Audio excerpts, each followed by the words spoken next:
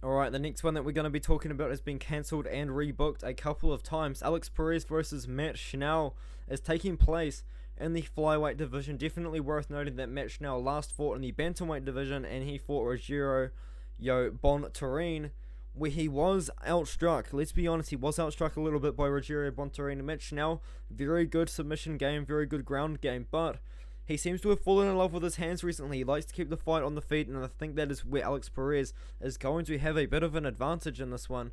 Matt Schnell, pretty big guy for the flyweight division as well. He's going to have 2 inches of height and also a couple of 4.5 inches of reach on Alex Perez as well.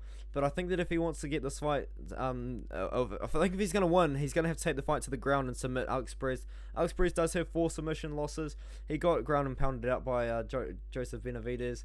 He got submitted by Davison Figueiredo. I mean, it happens. He's got a very strong guillotine. Apart from that, man, he's got a win over Jussier Omega, Jordan Espinoza, and Mark De La Rosa. He's on a little bit of a run before he ran into the champion, Davison Figueiredo. On the other hand, Matt Schnell, last fought at bantamweight, got beaten on the feet by a ground specialist in Rogerio Bontorin.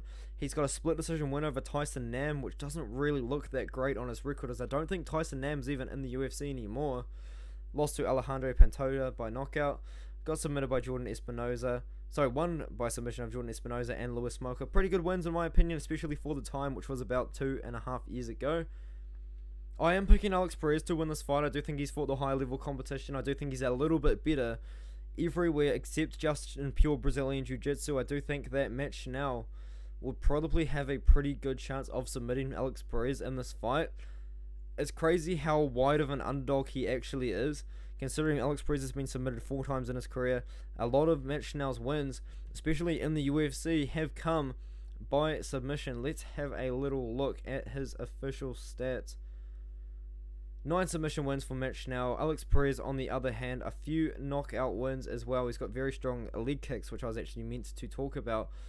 Game-changing leg kicks as well. I think he's going to chop away at the feet of Matt Schnell on the feet, if that makes any sense whatsoever. I'm tired, guys. I've had a long day at work. I'm sorry. Alex Perez is my pick. I do think he's going to get the job done. I think he's a little bit better everywhere. I think Matt Schnell, I think he's just going to fall in love with his hands, and Alex Perez is going to piece him up on the feet. I don't know if I can expect to finish in this one. This is Alex Perez's first time in a very long time, and I do think he's going to get the job done by a decision.